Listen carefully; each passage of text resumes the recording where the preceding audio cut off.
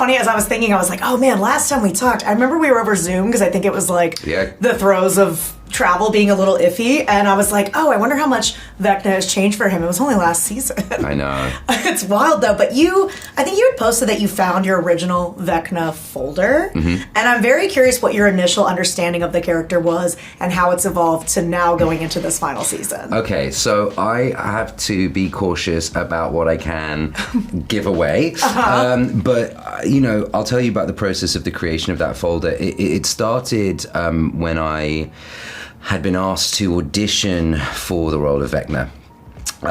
And I had originally been given 2 sets of sides. One was sides from Hellraiser, one was sides from Primal Fear. And then I was given some dummy sides for the show, and then I was asked if I wanted to meet Matt and Ross. And so when I was asked if I wanted to meet Matt and Ross, I started making this thing, and it started with Will Byers in the middle, and then kind of spread out from there. So bit of Stranger Things, and then it started to go into other horror icons that we know and that we love. And this is all before I even knew who the character was. This was just based on 2 pages of sides. And I took that with me to my meeting with Matt and Ross, and I don't know if I even showed them, I can't remember. And then so how is my knowledge of the character changed? I think you'll have to wait and see. That's fair. Yes. That's fair. Yes. I mean, it's the voice, you pull out the voice, it's so impressive. Thank you. Is that very taxing, or is that something you could No, it's not taxing. Could you sass me on command as Vecna? I don't know if I could sass you, but yeah, no, it's not taxing. If anything, it's actually more relaxed than it is sort of stressful. I started in a place of stress, but what ends up happening is your larynx closes up, your voice gets tight, and you can't do shit. So when you relax more, everything opens up. You can breathe better. Everything starts to feel lower, and there you go. It starts to happen. And it came from. I credit where credit's due. It came from Doug Bradley as Pinhead.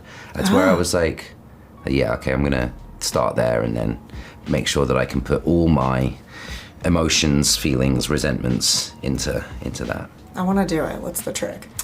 You're close. I'm close. It's just my voice. Don't close up. Just breathe. Like if you ever like meditated and then this part of it just like opens up a little more. Yeah, you're getting there. I'm getting there. Okay. I'll work on it. Yeah, this is why I'm not an actor. Now, Vecna's look is shifting. Yes. What is your understanding of why that is, and what do you think of the new look?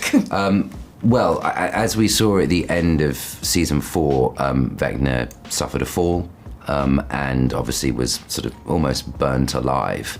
My understanding of it is that that's a byproduct. The reason he looks the way he does now is a byproduct of partly of that process, and also just having spent more time, not in the human world, as it were. He's become more resentful and just hideous within that process, and part of, the world in which he was thrown into. What was my opinion of it? I love it. I mean, I think it's amazing. It was such a joy this season to work closely with Barry and with Michael and also with Amy on just making sure that like everything that we needed was there. I speak about this often, but like just adding extra layers, extra things onto the suit to make sure that when I was stepping onto set, that sort of presence was felt for sure. What was your reaction to, and I know nothing about it, just reading or hearing what the finale was? What was your gut reaction? As a fan of the show, I felt like it was a very fitting end to a story that I know and love.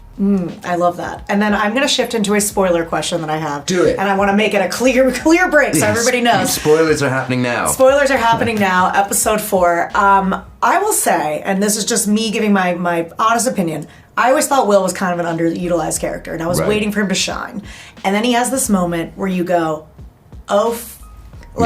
this is what's happening here. So I'm curious what your thoughts were in that moment, and also how big of a threat Will is going to be to Vecna going forward. It's so hard, isn't it? Because I think that like when you're working on things, you end up feeling so much for your character. So I was slightly frustrated, I think. But that's purely because it's a byproduct of the connection that they have, between them, I think.